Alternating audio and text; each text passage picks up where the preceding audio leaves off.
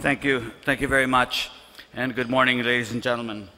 Well, I just have two comments to kick off. First, I will not break into song like Bobby Do Ocampo. And second, I was just asking myself why John was saying, why is it so remarkable that there's been progress? I said, I think it's quite obvious. I mean, I think it's a matter of leadership, governance, execution. I think they set out to do most the government set out to do most of, has implemented most of what it set out to do, still is working on a few more items. So, in fact, I am not surprised that there is progress. When I spoke before you last year, I was quite optimistic about the prospects moving forward. I am still optimistic, and I'd like to illustrate to you why. No? Well, first, maybe just have a quick look at where we are at in all the numbers that we track, since this is Arangkada, and I know you like to track numbers. We track, maybe just by way of background, what we do at the NCC is that we are an advisory group composed of public and private sector. We have 6 cabinet secretaries and 5 private sector individuals on the council and numerous working committees. We track the performance of the country on a global basis. We provide advice and look for solutions to try to improve that performance, and we use a global metric system. We track a lot of the major global reports, and I'd like to zoom in and just focus on a few that we have been working on. I think the story that we see here is that we've made some significant gains on a number of the most important indicators. The World Economic Forum's Global Competitiveness Index, Bobby already mentioned, we're up 10 last year, up 10 the year before.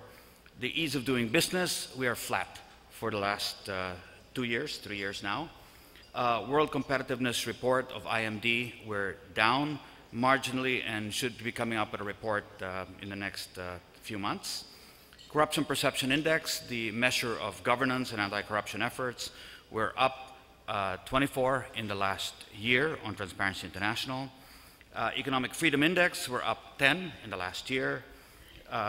And then we are not moving, we are flat on a few of the others, which are less known reports, the Global Information Technology Report or the Tech Readiness Report, and the Travel and Tourism Report, and the Global Innovation Index. And then there are others we are beginning to track more closely: Country Brand Index, Logistics Performance Index, Failed States Index, and the Prosperity Index.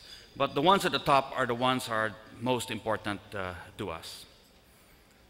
Well, just in terms of the Global Competitiveness Report, this will just give you the lay of the land for ASEAN, where we are moving up over the last 3 or 4 years. And we came from second from the bottom and have overtaken Vietnam last year, and we hope to make another large improvement this year. We have moved from the bottom 20% of the world at one time. Now, in terms of the global rank, we are up around the midpoint, just above midpoint, and we'd like to move into the top third or top quartile over the next 2 years. You might be wondering, where have the gains been made?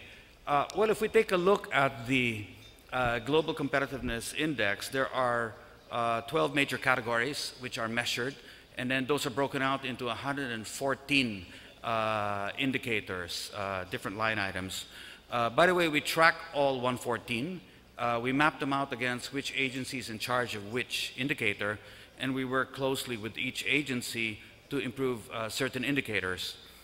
Because there are 114 of them, of course, we don't work on all of them at any given time, but we do focus on the areas where we are at the bottom 20% of the world, and then we try to put those improvements in and try to get out of that bottom 20% for that particular indicator. And I think you will see in the last year, 11 of the 12 broad categories show improvements for the Philippines, in particular institutions, which is the measure of governance, infrastructure, which used to be a negative, macroeconomic environment has been strong for the last several years, and that continues to be strong. We took a drop in health and primary education and are investigating further what we need to do to improve in that. And then you can see in all other areas we have begun to move up. Now I can tell you that in the past, for the Philippines used to be improving on only maybe 3 or 4 of the 12. So now you can see across the 12, we're moving on 11 of the 12, and so that's a good sign. In the ease of doing business report, it's not quite as good. In fact, it's terrible. That is the measure of the efficiency or inefficiency of the bureaucracy. I call it the measure of red tape. If the Global Competitiveness Index shows the big picture, macroeconomic picture, ease of doing business report is the micro picture and the picture of bureaucracy. And it measures 10 key steps where businesses have to interact with the government. And you can see how low we continue to remain and how the other countries have been moving up. This is something that I will focus back on a little later on in my presentation because we have a special plan for this one. So just to give you a quick overview, there are 10 steps which are tracked from starting a business to closing a business. Includes getting construction permits, getting electricity connections, registering property, credit information, so on and so forth. But in all areas, most of the areas, 8 of the 10, we are ranked below 100 in the world out of 183 countries. So we are in the bottom half of the world, and we must do something to get out of this particular problem. So we have a special ease of doing business program running starting this year moving forward. On the World Competitiveness Report, this report is released very early in the year, so the time lag of data tends to catch maybe a year or 2 years ago, in fact. So the 2012 ranking really is capturing mostly 2010 data because it's registered, it's collected so early in the year. We're waiting for the 2013 report to come out, but I'm expecting some improvements for this year. For early last year, it showed that all of ASEAN took a drop with the exception of Malaysia. And for the Philippines, we took a drop based mainly on economic performance, where we had a lower than expected year in 2011, where growth was expected or forecast originally at 5.5%. We came in at 3.7. However, on the governance front, we did record some improvements, +5 in that ranking. I am expecting the 2013 ranking to be significantly higher on account of both good economic performance and good governance performance. In the Corruption Perceptions Index, we have now moved up here into number 5 out of ASEAN. We used to be number 7 in ASEAN, and we took the largest jump in the rankings at Transparency International. Now, part of this is accounted for by a methodological adjustment, but nonetheless, we do reflect the largest jump in ASEAN. In economic freedom, this is a little too detailed, so let me go to the next slide. We've also made a jump on Economic Freedom Index from 107 to 97, so we're +10 on the Heritage Foundation's index. The basic thesis here is that the greater the economic freedom of a country, the better its economic performance, and in particular, the better its ability to attract investment. So it's important for us to keep moving up on this particular one. Now, here these are the less well-known reports, but nonetheless important, because they're a good leading indicator or a good measure of what we need, where we need to move in the future. This one is the Global Information Technology Report, or what we call the Tech Readiness Report of World Economic Forum. You can see in the last 2 years, no change at 86. Now, this is important because in the future, global competitiveness gets measured more and more in terms of innovation, IT, science and technology, and sustainability and environment. So unless we begin to make investments in those areas plus education, then we would not be expecting to move up the competitiveness ladder and make ourselves more attractive to business and investments over the long run. So it is important for us to track the lesser known indicators because we need to find out where we need to make the investments and measure ourselves against the rest of the world, in this case, in terms of technological readiness. The Travel and Tourism Report, we're currently at 94. I don't have prior year's scores, but I'm expecting for 2012 we should have an improvement based on performance and perception and the new campaign for the Philippines, which marked its first year anniversary this year in January. Global innovation is another area that, again, related to the tech report, the tech readiness report. This is done by the World Intellectual Property Organization and shows that we had a slight decline from 2011 to 2012. And so not as large as some countries, but still falling behind others, and we need to make a jump.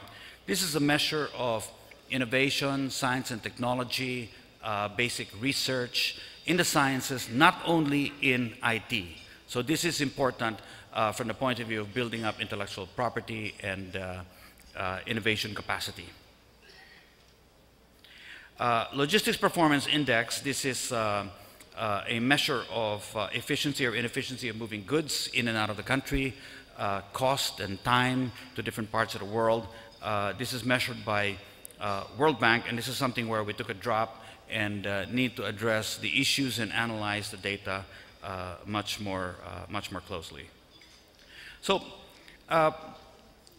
what do we do at NCC? For those of you not so familiar with the work that we do, we track all the global metrics, and we continue to do that. We work in an advisory capacity, giving ideas to different government agencies, both local and national, on what we can do to improve competitiveness, selecting which ones where we are worst and where we want to be able to move up.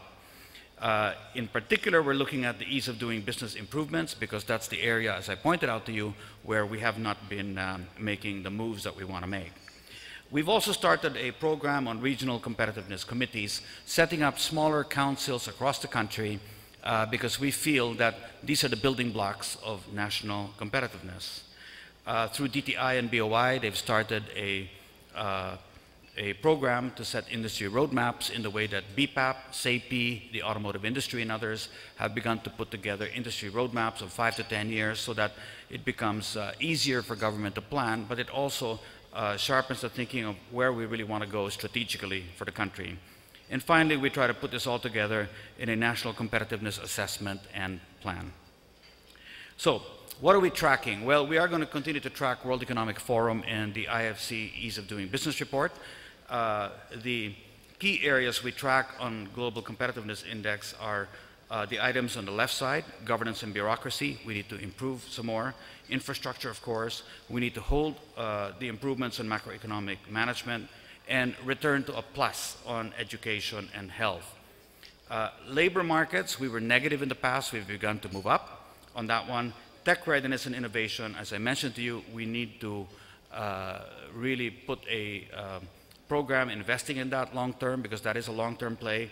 And it's double asterisk there because the weights of the competitiveness will shift towards technology and innovation. And for the IFC Ease of Doing Business report, on the right side, those are the permits we're going to work on, and I will show that to you in a little greater detail.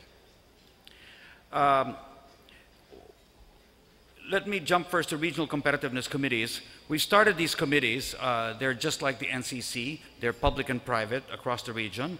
We've built a simplified set of indicators so regions can track their own competitiveness against each other and against international regions or other cities in the region. And we see this as a platform for technical training and capacity building in the long run. We targeted 6 last year, but the interest has been so high, we have 15 committees working across the country as of January 2013. Industry roadmaps, I mentioned to you, these are the 5 to 10 year industry roadmaps, patterned closely after what BPAP and SAPI has been doing, with a great deal of success, I might add. And these roadmaps should describe the state of the industry, their country competitors, the potential for value and employment growth, their projected investments by industry players, and the policy environment required by that industry, and support that they need from the government. We also found that we were very poor on the technical or the policy studies, so we set up an academic network with PIDS and AIM Policy Center at its core, working across all the major universities and think tanks in the country. We work with DFA on the APEC side and together directly with these agencies or these think tanks on the competitiveness side.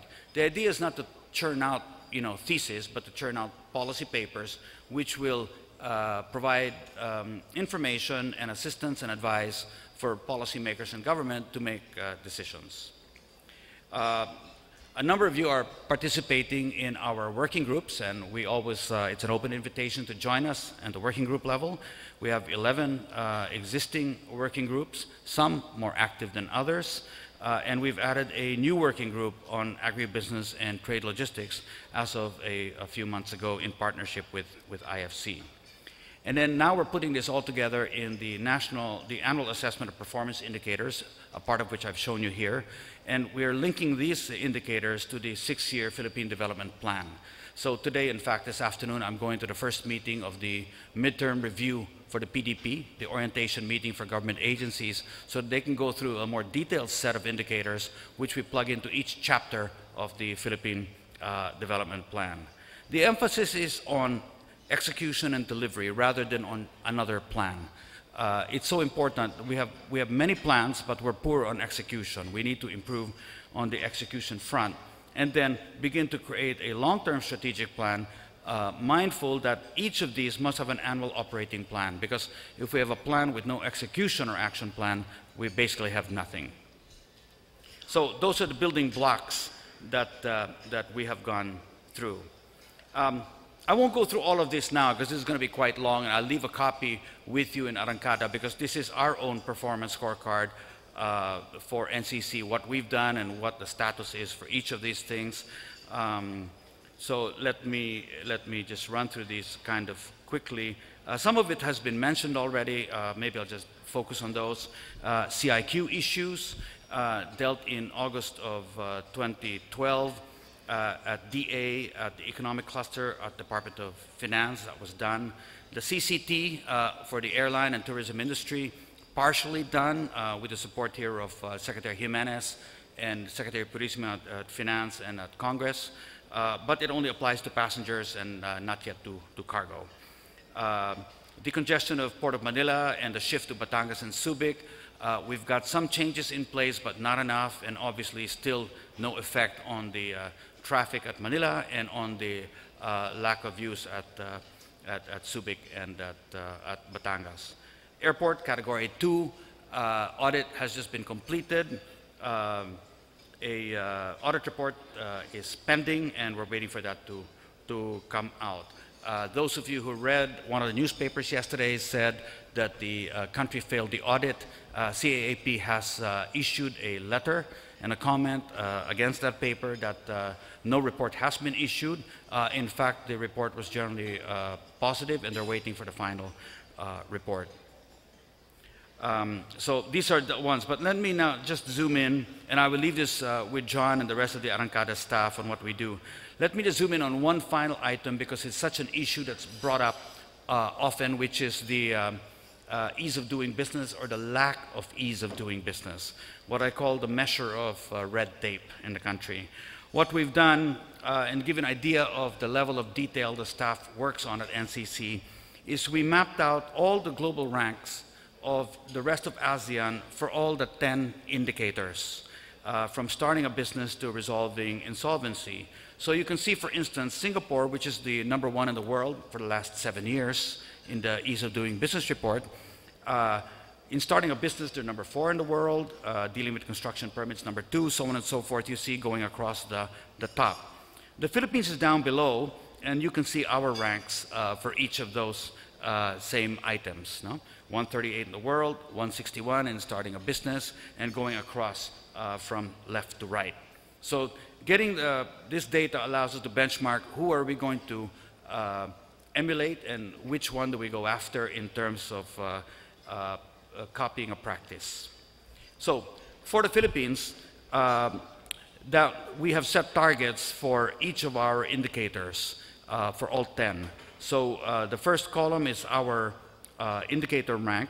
The second is a target rank, moving from 2013, 14, 15 forward, the change in that rank, and the effect on our overall ranking. What this tells us is that we cannot focus on one indicator to push the entire country. So even if we fixed only starting a business, we're not really making a change throughout the overall ranking. So what we've done is we decided, one by one, we went through every indicator. So I'll just show you an example for starting a business. We went through every indicator and studied what were the measures of starting a business. Now, typically, these are number of procedures, the number of days, and the cost, okay, for each procedure of government. Our team went through each one for ASEAN, and for the Philippines, you can see rank number 161 over 185. It takes 16 steps and 36 days to incorporate a company at minimum, okay? 16 steps and 36 days. Singapore would take 3 steps, 3 days, maximum, because we've seen it done in 1 day. Malaysia does it in 3 steps and 6 days. So we've decided we're going to benchmark and see what it is to move up to at least somewhere in the neighborhood of Malaysia's numbers. If we do that, of course, we need to take a massive cut in days and steps. We cannot reduce the minimum paid-in capital because that's a matter of law. Though 80 countries in the world have no minimum paid-in capital at the time of registration, they put their capital after registration. If we do this, the effect on our indicator ranking is to jump from 161 and move that higher. Of course, this is on the assumption that no one else is moving, which is not a good assumption, because everybody else is moving at the same time. So we need to improve.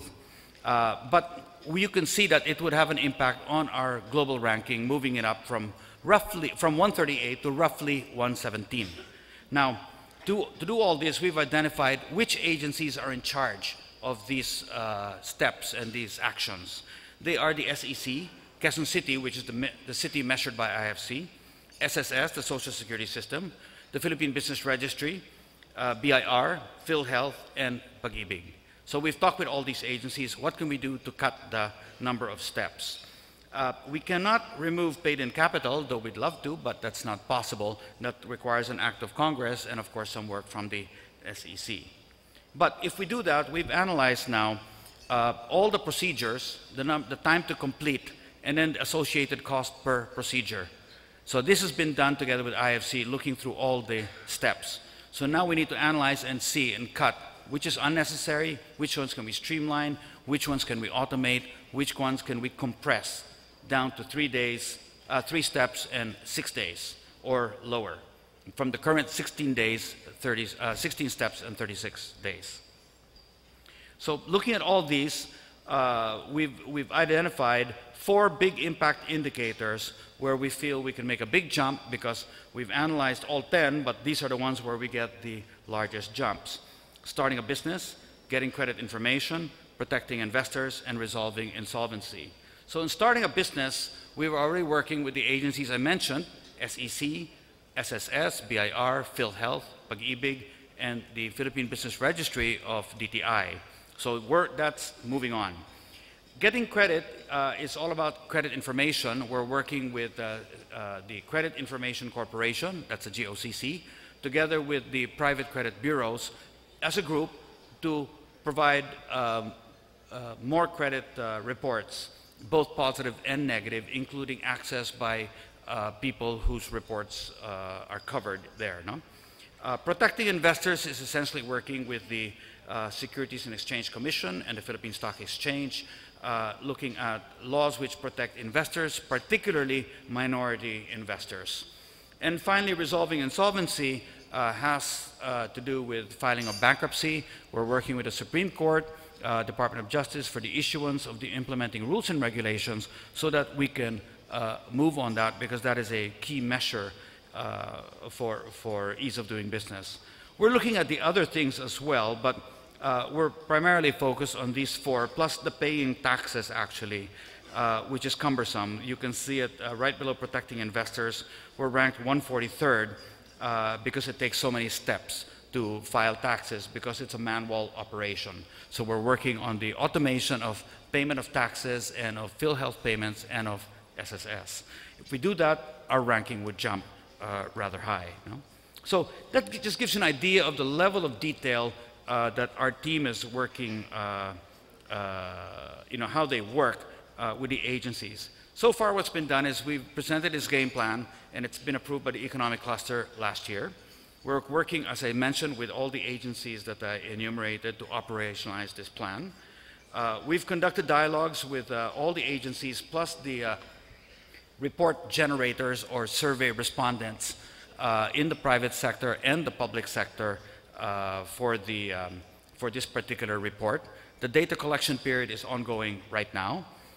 We've revised the list of reporters so that we've now included the national government agencies, something which the IFC did not include in the past, surveying only law firms and audit firms, but never asking the regulators themselves what their regulations were. So we've made a change to that.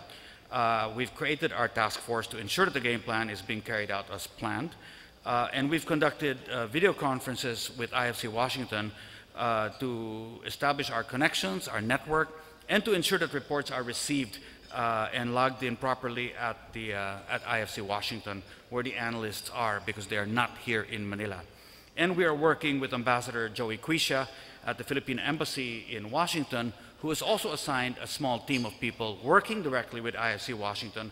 So I think we've got it covered, both ends, Manila and Washington. Now, all we have to do is really make sure that we're going to carry out the improvements. I won't go to this detail. I'll leave it with Arangkada. It just gives an idea of our timeline and our level of meetings that we work with the different agencies. So let me close with our lessons learned, which John kindly printed in your Arangkada handbook. When he called me after I wrote this column around December of last year, what lessons have we learned in the 2 years at NCC? Well, first is transparency leads to competitiveness. In the beginning, people did not believe transparency even mattered and was not a measure, but believe you me, it is. It's measured in World Economic Forum, it's measured in IMD, it's measured in the ease of doing business, and it's measured directly by Transparency International. So it does matter, and you've seen that we have moved up in a big way on the transparency and governance side. The second lesson, and an important one, is work in progress is not good enough. Oftentimes you go to an agency and ask you, how's the project coming along? Well, they tell you, well, it's a work in progress. It's, it's a little bit like the check is in the mail. We get no points for work in progress. We have to complete the job. The importance is really on execution and delivery of a reform, not that it's a work in progress.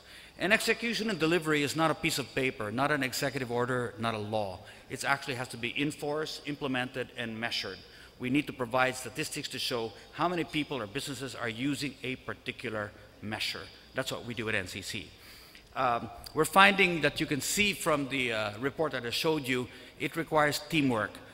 We cannot have silos in government, as we do not like silos in our private corporations, because it requires teamwork to create a reform package.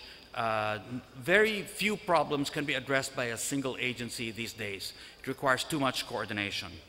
The fifth lesson we found is that we have to focus on multiple fronts. We can't put all the eggs in one basket, think that we solve one problem and we solve all. We have to tackle 4, 5, 6 items, the right ones, the big impact ones, and then that will really help us move the needle.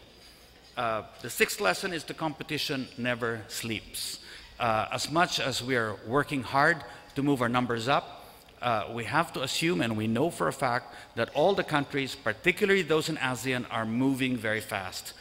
Even Singapore at #1 always moves. Malaysia is always moving. Thailand, Indonesia, Brunei, Cambodia, all of them, Vietnam, always moving. We need to move faster and with more resoluteness, I guess. No? Number 7, the bar always rises. Competition gets tougher every year. Countries are measured by a weight class. The weight class is GDP per capita. And as you move up in GDP per capita, the competition does get tougher. You don't fight lighter weights, you fight equal weights. So it's a tough battle out there. Speed to reform should be our new mantra. This is the exact opposite of work in progress is no longer good enough. Speed is everything, and with 3.5 years left to run in this administration, speed is absolutely everything. We need it. Maintaining momentum is also important. People don't understand the importance of momentum. Momentum is not running at the same speed. Momentum is gaining speed. Okay? And again, with 3.5 years to go, we have to gain speed.